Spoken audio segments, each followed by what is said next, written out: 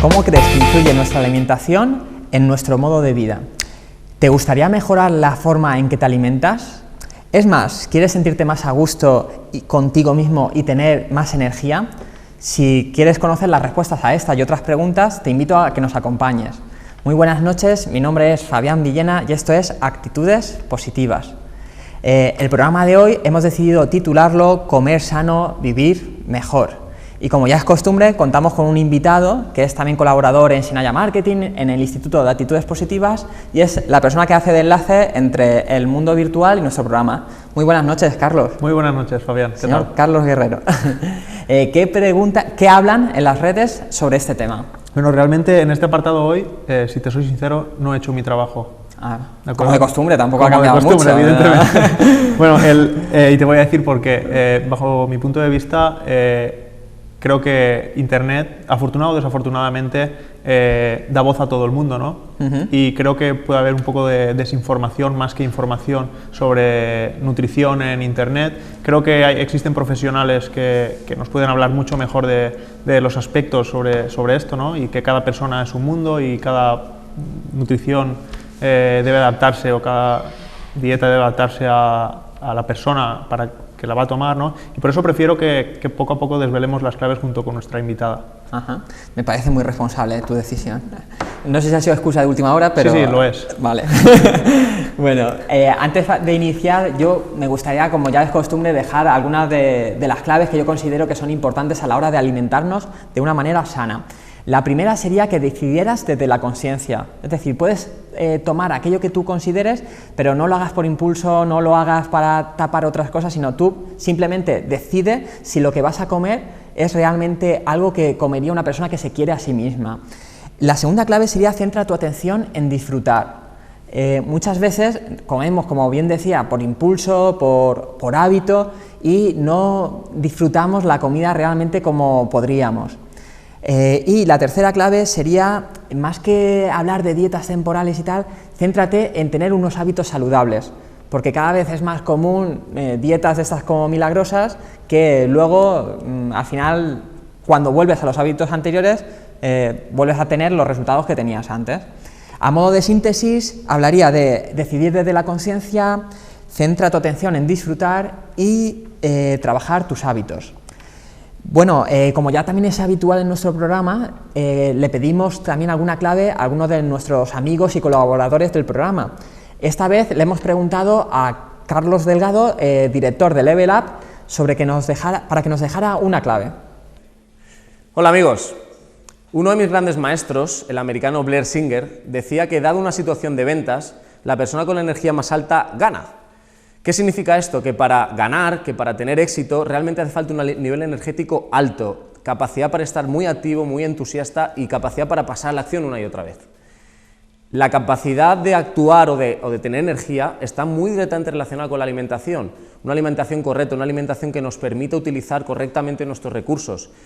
La energía es también uno de los factores que más determina procesos empresariales como por ejemplo las ventas, el liderazgo de personas o incluso la creatividad para pensar en alternativas nuevas para nuestro negocio.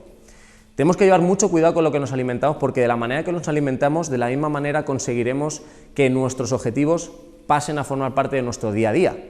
Por tanto, llevemos mucho cuidado en qué podemos hacer porque hay veces que sentimos que tenemos la energía de 3 veces, que nos despertamos con ganas de comernos el mundo. Fijémonos qué hemos comido el día anterior porque nos daremos cuenta que una de las cosas que más nos está ayudando para conseguir precisamente ese día ideal. Siempre interesante las aportaciones de Carlos Delgado. Muchas gracias, Carlos. Ahora, como ya es habitual también, contamos con una persona que nos pueda aportar y en este caso hemos decidido traer una invitada que considero que es más que apropiada para el tema de hoy. ¿De quién se trata, Carlos? Así es. Fabián, hoy contamos con Noemí Bañón. Bienvenida, Noé. Buenas noches, gracias. Buenas noches, Gracias. Noé es dietista nutricionista, también tiene un posgrado en tratamientos dietéticos del sobrepeso y la obesidad. Trabaja en varias clínicas, la podéis encontrar, por ejemplo, en la clínica Espassana de Villena o en la clínica Dasha de Alicante y Elche, y bueno, también en su consulta privada en Alcoy. Y bueno, próximamente tengo entendido, Noé, que abres tu sitio web personal, sí, ¿no? Y te estamos podrán trabajando en encontrar ello. también en la página web www.nbnutrición.com. Sí, así es. Bueno, pues nada, bienvenida. Espero también que estés de acuerdo en eso que he dicho al principio. Totalmente, y totalmente. Y refuerces la Ahora, excusa. Que... Luego matizaremos un poquito más, pero sí, tienes razón. Hay mucha desinformación. Perfecto.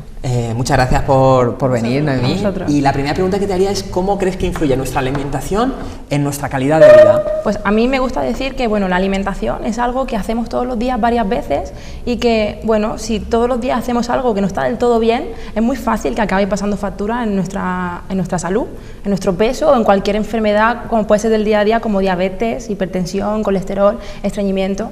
O sea, que está muy relacionado nuestra forma de comer con nuestra salud o calidad de vida. Está muy relacionado. De alguna manera es como si fuera una metáfora, ¿no? Si a un coche le estás echando la gasolina inadecuada, a medio o largo plazo No va a funcionar correctamente. aflorarán esos problemas. Sí. ¿Cuáles crees tú que son los principales malos hábitos con los que te encuentras?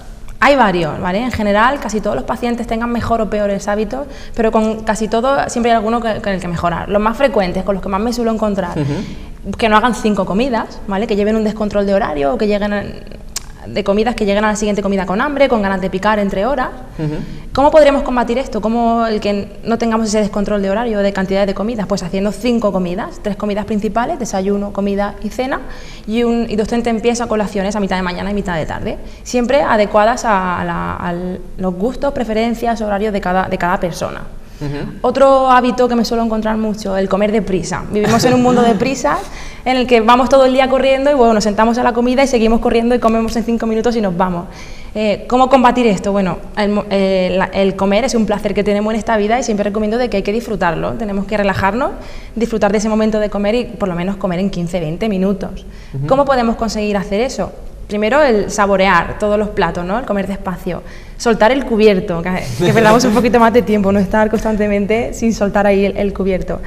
Pedir, si no estamos solos, a que nos recuerden, a los que están con nosotros, que nos recuerden comer más despacio. Más o menos serían esos algunos trucos para comer un poco más despacio.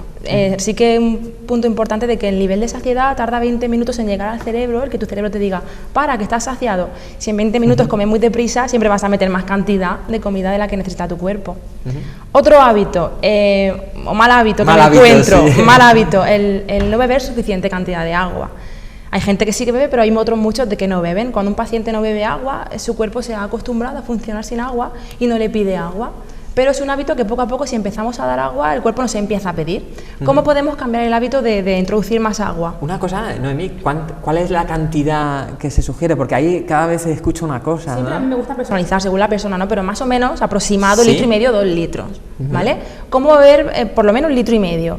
Pues ¿Se incluye, o sea, eso se refiere a agua simplemente o también al líquido que hay dentro de los alimentos? A mí me gustaría decir el agua transparente, ¿vale? El agua en sí. Se podría ayudar de otras bebidas, pero bueno, vamos a hablar del agua. Primero, por lo menos 1,5 litros de agua. ¿Cómo conseguir ese 1,5 litros? Pues hay varios trucos. Medírnosla un poquito, por ejemplo, coger una botella de 1,5 litros y durante el día decir, bueno, me la tengo que repartir y beber durante todo el día. O si hacemos 5 comidas, pues con cada comida tomar un vaso o 2 de agua, seguro llegamos al 1,5 litros. Cada vez que, si estamos en casa, cada vez que entramos a la cocina, tomar un vaso de agua o llevar una botella de agua en el bolso o si no en el coche o en el trabajo tenerla ahí a la vista, que no recordemos que tengamos que beber agua. Y bueno, son algunos trucos de que poco a poco nos van a ayudar a que bebamos más agua y al final el cuerpo nos va a pedir vamos a cambiar ese hábito y nos va a pedir el cuerpo el agua. Y otro hábito, por nombrar así 4 los más importantes, que cada vez la gente es muy sedentaria, tenemos más facilidades y más comodidades y cada vez la gente se mueve menos. Cuando hablamos de hacer ejercicio, la gente piensa en apuntarse al gimnasio, que vale, puede ser una opción, pero no tiene por qué ser esa como única opción. Yo siempre recomiendo meter un poquito más de actividad de la que ya tenemos, como dejar el coche un poquito más de lado, ir más andando, subir por las escaleras, o si decidimos hacer una actividad, que sea una actividad que nos guste, que nos llame la atención, no una que no nos guste mucho, que siempre vamos a encontrar la típica excusa para no hacerla. De alguna manera sería como ponérselo fácil, pequeños pasos, porque muchas veces, claro, no se trata de no hacer nada de deporte y correrse una media maratón, ¿verdad, Carlos? Claro. Que él ya sabe lo que es eso. Sino se trata muchas veces de ir haciendo pequeños pasos y también otra de las claves que yo sugeriría relacionado con eso es si puedes quedar con alguien, es mucho más probable que el ejercicio siempre te también... empuja, que tiene más de ti esa persona. Antes también hablaba Carlos de Internet, cómo fomenta muchas veces malos mitos y relacionados con muchos alimentos y demás. hoy te hemos traído a ti para que te cargues alguno de esos mitos. Vale, me encanta. Bueno, hay varios mitos, ¿no? En la alimentación, digamos que todo el mundo sabe y nadie sabe. Hay mucha información y mucha desinformación, como bien decía él. Mucha opinión y poca información. Claro, hay mucha información, pero no toda es cierta, ¿no? Entonces, bueno, algunos mitos así, por decir, o con los que más me preguntan, me encuentro en consulta. Por ejemplo, el tomar fruta después de comer engorda. Una manzana tiene las mismas calorías antes de la comida, durante que después, ¿no? Sí que es cierto que personalmente me gusta más colocar la mitad de mañana o mitad de tarde, ¿vale? Porque, bueno, es un tentempié que está bien meter ahí, pero si tengo pacientes de que me piden la fruta después de comer, pues se le coloca, no pasa nada.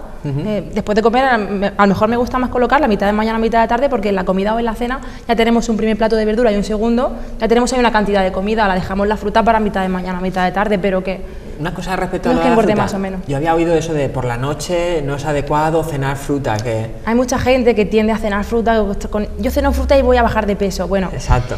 No pasa nada que haya una pieza de fruta, pero solamente el cenar fruta, la fruta tiene azúcares y, bueno, para irnos a dormir no es la cena más apropiada, sería una cena que tenga varios grupos de alimentos, que sea más equilibrada y más completa. Al final se trata un poquito de ir al equilibrio, ¿verdad? No... De que haya variedad de todos los grupos de alimentos. ¿Algún mito más? Sí, hay varios. Por ejemplo, el agua engorda, el agua no tiene calorías, con lo cual el agua no engorda. ¿Y no beber agua engorda? Bueno, cuando alguien no bebe agua, siempre lo del tema de la retención de líquidos, siempre se retienen líquidos cuando no se bebe agua. Tu cuerpo, si tiene poquita cantidad de agua, esa poca agua que tiene se la va a querer quedar, no la va a querer tirar. Con lo cual el peso no va a bajar, pero no es que estemos engordando, es que esos líquidos, cuando tu cuerpo los elimine, el peso va a bajar. O sea que ahí no es que engorde, pero sí que no te va a ayudar a que bajes de peso. Que no es lo mismo adelgazar que perder peso. Vale, ¿cuál sería el matiz? Vale, adelgazar es perder grasa. Perder peso, se puede perder peso en forma de líquidos o en forma de masa muscular. Claro, a veces puedes coger peso, por ejemplo, haces deporte, coges peso y... O el tema de las mujeres con el tema de la menstruación, que tienden a retener líquidos esa semana puntual y el peso no baja, pero porque hay líquido. Tu cuerpo, cuando elimina esos líquidos, el peso vuelve a bajar. Por eso yo en consulta tengo un aparato de que trabaja por bioimpedancia, que me diferencia el peso total y luego líquido, grasa y músculo. Y te vemos por separado. Muchas veces pasa de que el peso no ha bajado, pero si la grasa ha bajado, para mí sí que han adelgazado. El que baje la grasa va a ser el que haga que te quede la ropa más suelta, que tenga menos volumen, que te sientas más ágil. Qué interesante, ¿no? El tener una máquina de este tipo que te pueda medir eso. Sí, es mi chivato, como digo yo. ¿Algún mito más que te quede por ahí así que te suene...? Por ejemplo, la palabra integral o la palabra light, creo que son dos muy importantes. La gente considera que lo integral como que no engorda. Sí, me puedo comer el doble, ¿no? Claro, sí, entonces no. Lo integral significa de que ese alimento no está refinado. Por ejemplo, el pan blanco y el pan integral. En cuanto a calorías son muy parecidos. Lo que pasa es que el pan integral no le han quitado esa capita de cereal que tiene fuera, tiene más cereales, más fibra, más vitaminas, pero en calorías son muy parecidos. Sí que es cierto de que te va a mantener más tiempo saciado y te ayuda a ir mejor al baño, pero lo integral no significa que no engorde. O lo light significa que tiene menos calorías, pero no que no tenga calorías. Light no significa, no va acompañado de saludable. Un queso light tiene menos calorías, pero no es un alimento. Los quesos, el tipo de grasa que tienen grasa y no de la saludable precisamente. Entonces se ha intentado regular de alguna manera, ¿no? Porque muchas veces se utilizaban para usos del marketing, tipo, me acuerdo esto del bio y estas cosas. Esto es del marketing, Eso es peligroso del marketing, ¿no? Y de alguna manera se intenta regular porque muchas veces inducía equívocos, ¿no? Por ejemplo, decir, tengo una mantequilla light, pero claro, el 50% menos de grasa, vale, pero ¿cuánto tiene? Muchísimo en consulta es de aprender a interpretar una etiqueta, ¿vale? Porque es súper importante. Ya en la compra, si sabemos interpretar bien una etiqueta, ya estamos haciendo una compra mucho más saludable. Saber qué compramos y qué comemos. Los pacientes se quedan alucinados cuando les enseño 4 trucos muy fáciles y dicen, ostras, yo no sabía que este alimento tiene tanta cantidad de grasa o de azúcar o de algo. Dime 1 o 2 trucos y el resto ya que vayan a tu consulta, ¿vale? Pues, pero 1 o 2. La gente cuando mira, yo siempre me preguntan, Noemí, ¿qué tipo de cereales cojo? ¿De galletas o yogures? Bueno, a mí las marcas me dan igual. Yo quiero que sepamos interpretar lo que nos vamos a comer. Por ejemplo, si un paciente quiere perder peso, la gente suele mirar las calorías. Las calorías hay que verlas, pero no es lo que más me interesa. Hay que ver, como adelgazar es perder grasa, la cantidad de grasa que tiene un alimento u otro. De un yogur desnatado a un yogur normal hay un poquito de diferencia, o de galletas, de una galleta a otra hay bastante diferencia. La galleta es un alimento muy pequeñito, pero tiene cantidad de grasa. Y para saber si esa es una grasa adecuada o no, ¿qué hacemos? ¿Compararlo con otras marcas de galletas? Sí. O sea, porque claro, hay varios tipos de grasas, saturadas, monoinsaturadas y poliinsaturadas. Eso ya meterse en nutrición, ¿no? Pero sí que nos acordemos de que las grasas, las peores, las más perjudiciales, son las grasas saturadas, las que van saturando nuestra arteria, las que hacen que cada vez les quepa menos sangre y se vaya llenando de grasita. Vale, a modo práctico, alimentos que contengan ese tipo de grasas, ¿vale? Porque así yo creo que, claro... Sí, bollería industrial, por ejemplo, como son las galletas, bolsas de papas... Los donuts, bueno... Bueno, podríamos hablar de un montón de alimentos. Ajá. ¿Y algunas que tengan grasas pero que sean unas grasas más saludables? ¿Qué tipo de alimentos podrían ser? Pues, por ejemplo, los frutos secos tienen grasa, pero es grasa saludable. Ajá. El pescado azul, ajá, también. Algunos de ellos podrían ser eso. Vale. Con esto de los mitos y demás, también va relacionado a veces con las dietas milagro. Eso de la dieta de la patata, la dieta de la alcachofa... Miles. Bueno, primero me gustaría aclarar qué significa la palabra dieta. Porque para mucha gente la palabra dieta significa comer lechuga, pechuga y pasar hambre. Y durante un mes, ¿no? Claro, la palabra dieta es modo de alimentación, es el conjunto de alimentos y bebidas que lleva una persona en su día a día, ¿no? No es una cosa que hago una semana, 2 semanas, 2 meses y lo dejo, ¿no? Es un modo de alimentación que tengo que llevar en el tiempo, es un cambio de hábitos. Toda dieta estricta, o sea, las dietas milagro no funcionan, porque si funcionara no habría gente con exceso de peso. Una dieta milagrosa es aquella que promete una pérdida rápida, fácil y sin esfuerzo. Si eso funcionara, no habría gente con exceso de peso. ¿Os imagináis toda la vida, por ejemplo, comiendo piña o comiendo alcachofa? Eso, ¿qué pasa con lo estricto? Que lo estricto, como es estricto, llega a un punto que te cansas y te lo dejas. Con lo cual recuperamos todo el peso perdido. Que no has hecho nada. Claro, o sea, es que incluso peor, ¿no? O peor, claro. Es mejor, no sirve de nada. La pérdida espectacular si luego empezamos del principio. Más vale ir poco a poco, perdiendo peso de forma saludable y comiendo de todo, sin prohibir ningún grupo de alimentos. Ajá. Claro, hay mucha información y también hay mucha desinformación, por lo que estábamos comentando. ¿Qué tipo de profesionales son los más adecuados para que nos planteen una dieta? ¿De acuerdo? Sin ninguna duda el dietista nutricionista, ¿vale? Yo siempre digo en consulta de que yo no digo que vengan a mí, pero sí que acudan a un dietista nutricionista. ¿Qué pasa? Que este profesional es un profesional que lleva poco tiempo, es una rama que lleva poco tiempo. Entonces, antes, ¿qué pasa? Que acudíamos al médico ante cualquier enfermedad, cualquier dolencia, acudíamos al médico.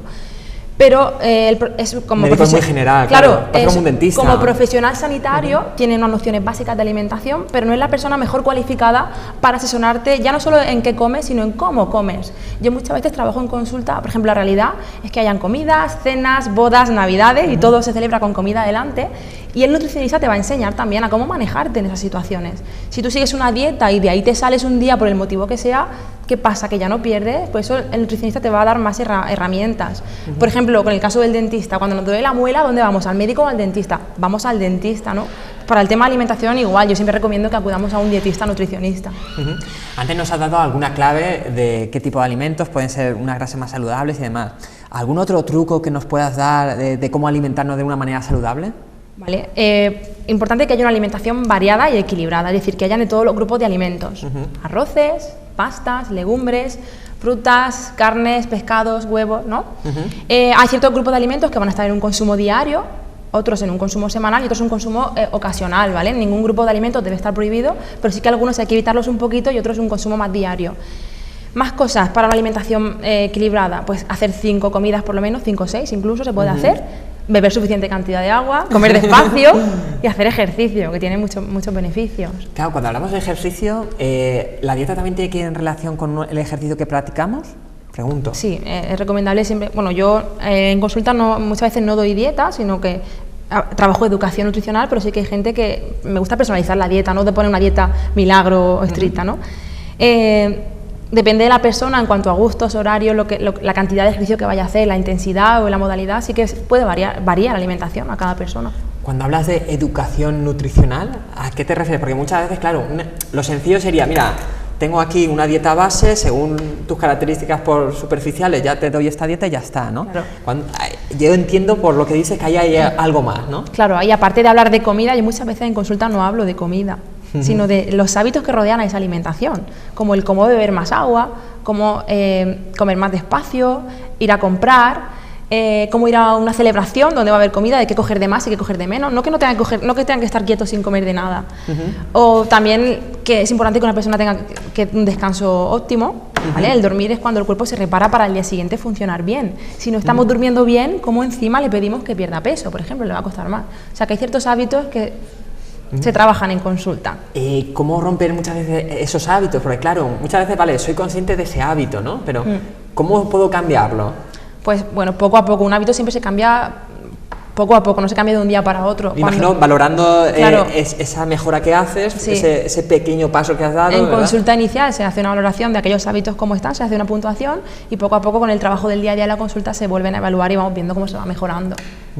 Una vez que estuve hablando contigo, me comentaste que tenías también como unos registros iniciales y luego también podías mostrarle a los pacientes, bueno, pacientes no me gusta el término, clientes, ¿no? Porque pacientes parece que no, ellos no vayan a hacer nada, ¿no? A los clientes les puedes ir mostrando la evolución. Sí. ¿Crees que es importante el que vean ese reflejo gráfico, Importante para que esa actitud o esa motivación esté ahí. ese cambio de hábito? Claro, al sobre final? todo, bueno, trabajo mucho en consulta, pero sobre todo en un paciente con bastante exceso de peso, esa motivación, es un proceso largo y esa motivación tiene que estar ahí, tenemos que fomentar esos cambios positivos que han tenido.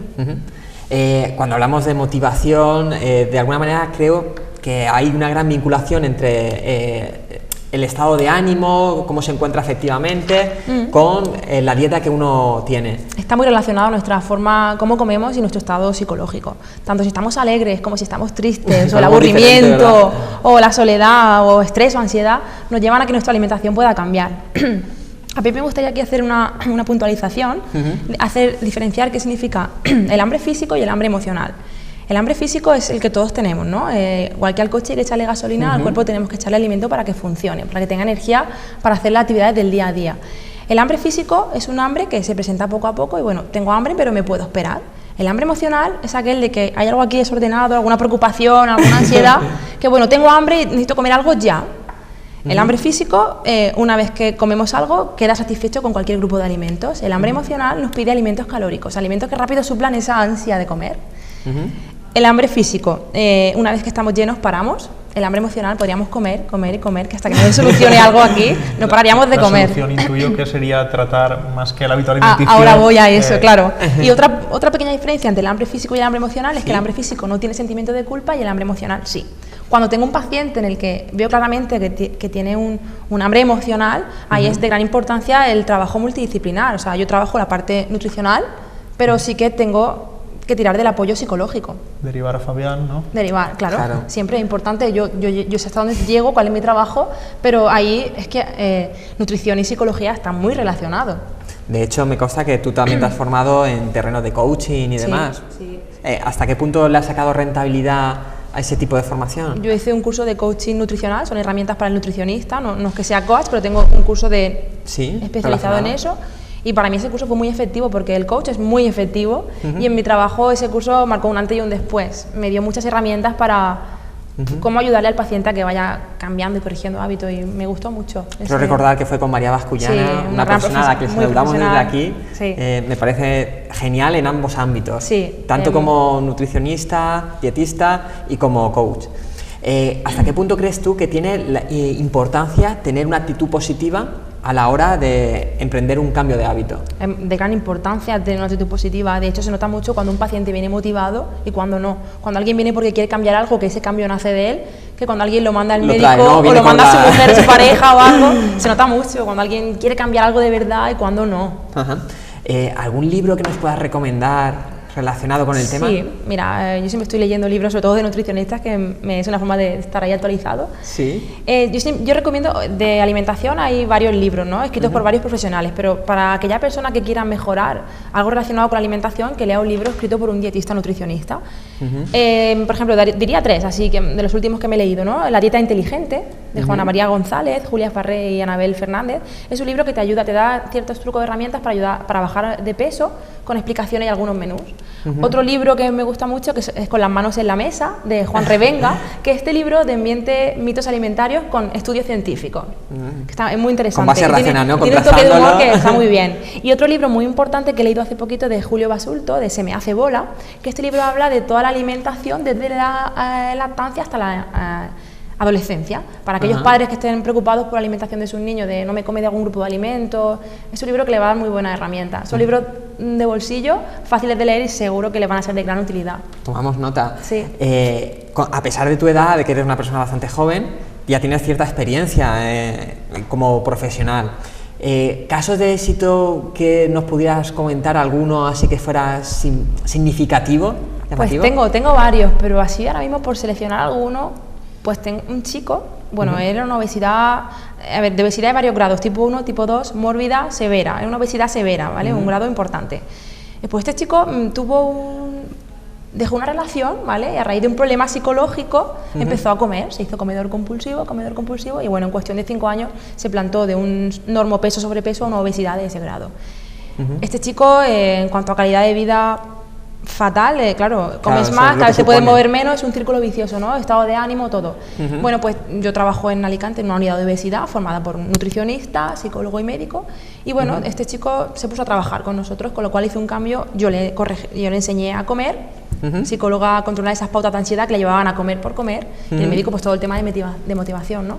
Y fue un trabajo duro ahí, constante, pero bueno, que trabajando en equipo y cada uno de su parte, este chico perdió más de 100 kilos, ¿eh? O sea, ¿Más que de ahí 100 fue, kilos? sí, bastante peso. Claro, admiro al equipo multidisciplinar porque entiendo que... Al equipo y a él, fue un conjunto... Es lo que es donde iba sí. yo, digo, la capacidad de sacrificio, de fuerza de voluntad que hay que tener, Claro, sobre todo... Él quiso hacer un cambio de chip y él también con ese cambio cada vez se iba encontrando mejor.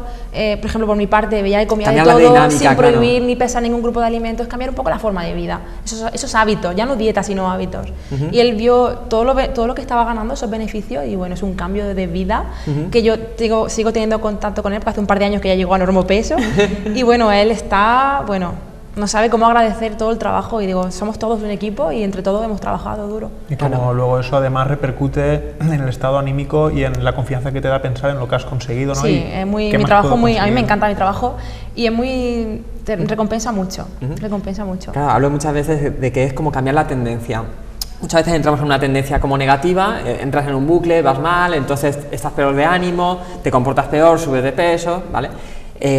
Me encanta que pongas casos como este porque es un buen reflejo, como llega un momento en el que es una decisión, un compromiso con uno mismo, Sí. que eso muchas veces tenemos que trabajarlo con los clientes, Sí. ser consciente que la principal responsabilidad está en el cliente, y por eso no me gusta llamarle paciente, sino cliente, para que él tome ese rol activo. Y cuando cambias ese cambio de hábito poquito a poco, al final consiguen casos como este. Poco a poco se puede. Por motivos de tiempo, nos encantaría estar aquí muchísimo más tiempo, Noemí, ha sido un verdadero placer, se nos queda corto y bueno, invitamos a quien quiera conocer más que la visite en los lugares que ha comentado Carlos antes, y no descartamos que en alguna futura ocasión contar contigo. Gracias. Muchísimas gracias por venir, ¿eh? Encantada. Bueno, Carlos, las personas que se quieran informar un poquito más, ¿dónde pueden recurrir? Como bien habéis comentado, yo había preparado la recomendación de María Bascuñana, que pueden seguir en Twitter a través de María, acabado en Bascu. Ella es coach personal y ejecutiva, y pionera en coaching nutricional. Es decir, la combinación de coaching con nutricional. Coaching nutricional desde el ámbito sanitario, ¿de acuerdo? Que es importante puntualizar ahí. La podéis encontrar en www.bascunana.net, y bueno, como tenemos poco tiempo, el resto lo compartiremos en las redes sociales. Muy bien, Carlos. ¿De acuerdo? ¿Y con qué claves te has quedado de todas las que ha ido diciendo? ¿Alguna, no? A modo de síntesis. A mí me ha gustado la idea de, bueno, el suelta el cubierto, ¿no? El suelta el cubierto. Me gusta y me surge una idea. Si queréis la patentamos entre el Instituto de Actividad Positiva y con Noé, unos cubiertos, tenedor o cuchara, que den calambarazo cada 30 segundos para que lo suelten, ¿no? Me parece muy buena idea. Te tomamos pie. Y bueno, los amigos que se quieran poner en contacto, ¿qué pueden hacer? Sí, pueden escribirnos al correo info@actitudespositivas.com, a través de Twitter en actpositivas, o en la página de Facebook en Instituto Actitudes Positivas. Nos pueden enviar cualquier consulta, duda, exigencia. Y bueno, si quieren visualizar el programa de nuevo, nos pueden encontrar a las pocas horas, bueno, tal vez mañana ya estará disponible o pasado en la web de intercomalcal.com, o unos días más tarde, tal vez hacia final de la semana, en nuestro canal de YouTube, que es Actitudes Positivas TV.